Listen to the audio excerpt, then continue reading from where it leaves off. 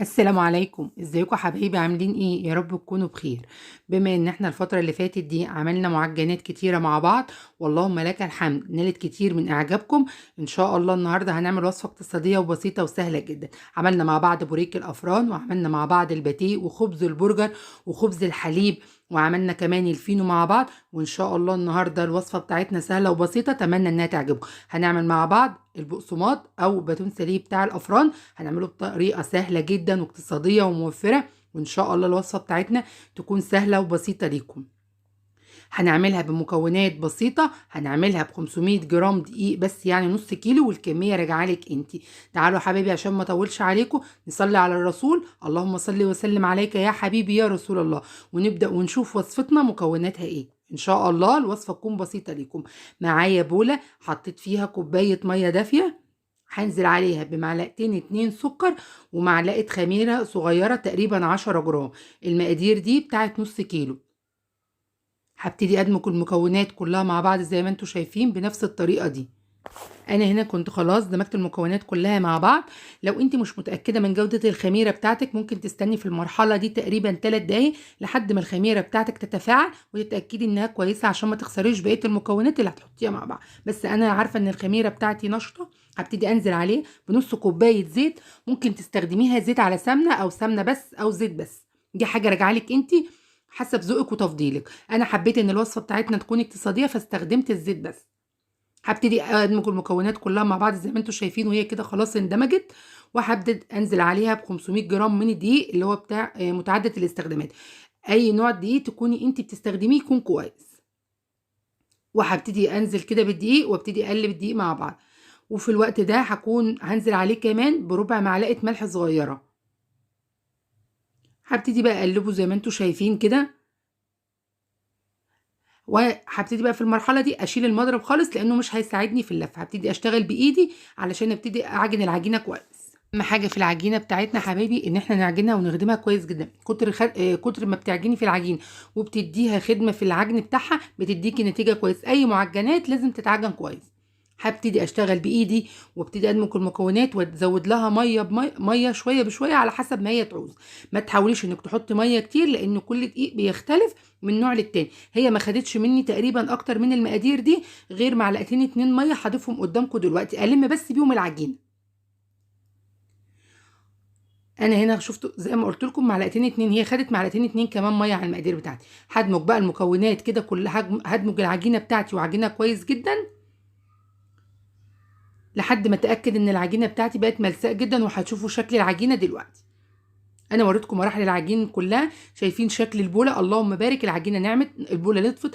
لو البوله بتاعتك طلعت بالنتيجه دي والعجينه اعرفي ان العجينه بتاعتك ناجحه، واللهم بارك هتديكي نتيجه كويسه جدا.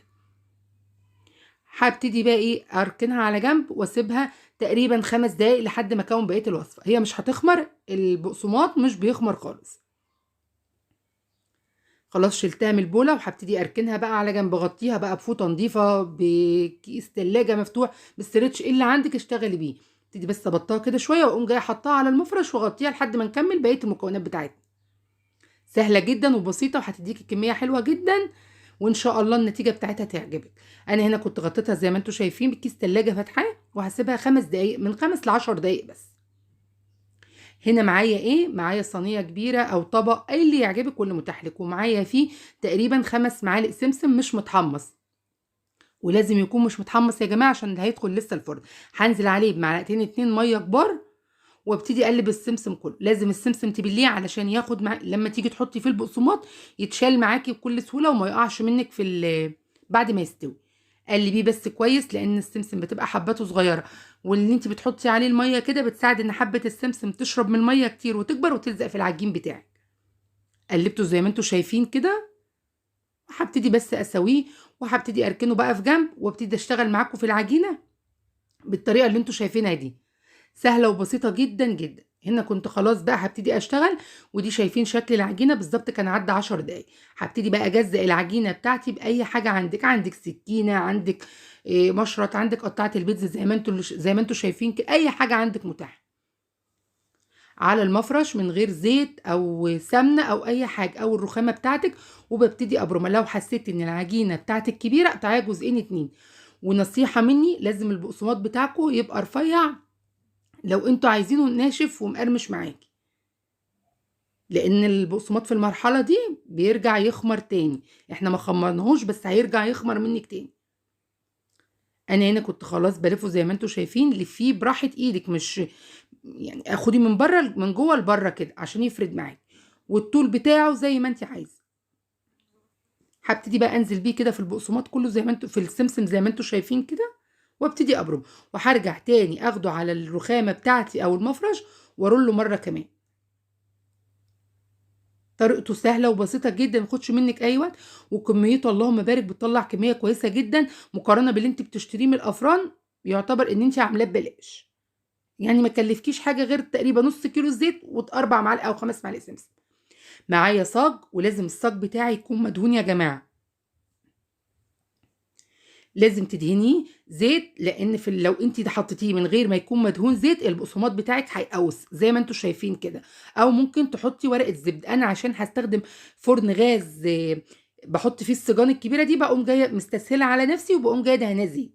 هعمل معاكم واحده كمان زي ما انتوا شايفين كده، وارجع تاني احطها في السمسم ده. انت لو هتستخدمي صينيه فرن او سجان صغيره، لازم تحطي فيها يا تدهنيها زيت يا تحطي فيها ورقه زبده. حاولي ان انت تقلبي البقسماط بتاعك كويس في السمسم زي ما انتوا شايفين كده، وهبتدي اضغط عليه. ان انت بتضغطي عليها بايدك كده دي بتخليك السمسم بتاعك يلزق في العجينه وما يطلعش بسهوله. شايفين اللهم بارك شكلها. هخلص بقى الكميه بتاعتي كلها ونرجع نشوف مع بعض عملت ايه وبقت قد ايه معانا. شايفين شكلها. هنا كنت خلاص رصيتها في السجان بالطريقه دي، طلعوا معايا كميه حلوه جدا. في الوقت ده انت بتكوني مسخنه الفرن كويس على درجه 200، لو فرن بوتاجاز على درجه 200، وبتشغلي من تحت الاول لحد ما بيبتدي يستوي، وبعد ما بيستوي بتقومي جايه محمصه الوش، ولازم تحمصيه كويس. انا عشان هاخده اسويه في فرن غاز فوق ما بتفرقش معايا، بسخن الفرن شويه. وشايفين النار تكاد تكون ما فيش نار اصلا، شايفين النار واطيه ازاي، مهدياها جدا. وبقفل عليه الفرن. بياخد له قد ايه تقريبا؟ اول صاج بياخد له من 15 دقيقه ل 20 دقيقه عشان بيبقى الفرن لسه هادي. تاني صاج ما بياخدش 10 دقايق معاك. ادي شكله كان خلاص خمر زي ما انتوا شايفين كده. نسيت اقول لكم ان احنا بعد ما بنخلصه بنسيبه يخمر لمده تقريبا ربع ساعه قبل ما ندخله في الفرن يا جماعه. شايفين شكله؟ دي كانت في مرحله التسويه في الفرن. انا حابه اوريكم المراحل بتاعته كلها، وحابه اوريكم ان هو ابتدى يتخن مني شويه لان هو خلاص خمر. واحنا بقى بنحطه في الفرن كل شويه نقلبه كده، كل شويه ديار الصاج، هتطلع نتيجته معاكي اللهم بارك. ودي شكل البقسماط بتاعنا زي ما انتم شايفين. عملت منه الساده اللي من غير سمسم خالص للي بيحب، وعملت منه اللي هو بسمسم. نتيجته طالعه يا جماعه والله اللهم بارك تحفه. اتمنى ان وصفتي تعجبكم وتنال رضاكم. واللي وصل معانا لحد هنا في الفيديو ما ينساش يحط لنا لايك ويشترك في القناه ويفعل زر الجرس عشان يوصلكم كل جديد. ده سوى البقسماط بتاعي، شايفين شكله. وده شكل اللي هو بالسمسم. السمسم ما وقعش من عليه خالص، رجع للميه اللي احنا حطيناها. من جوه هكسره معاكم. بصوا يا جماعه من جوه فاضي خالص وناشف جدا. اللهم بارك، نتيجته حلوه واقتصادي وموفر. اتمنى ان انتوا تجربوا الوصفه بتاعتي والوصفه بتاعتي تعجبكم وتنال رضاكم.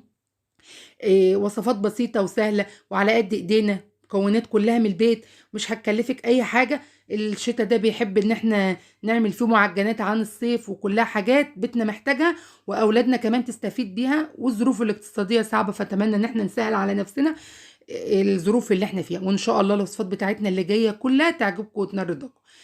متنسوناش بقى حبايبي في اللايك والشير وتفعيل زر الجرس عشان يوصلكم كل جديد. ادي شكل البقسماط بتاعي. انا حبيت اوريهولكم تاني من على قريب. ادي شايفين شكل الساده بتاعي، شكله حلو جدا وطلع طعمه اللهم بارك جميل جدا. لو انت عايزاه ناشف جدا ممكن تحمصيه كمان. اشوفكم في فيديو جديد تاني. مع السلامه.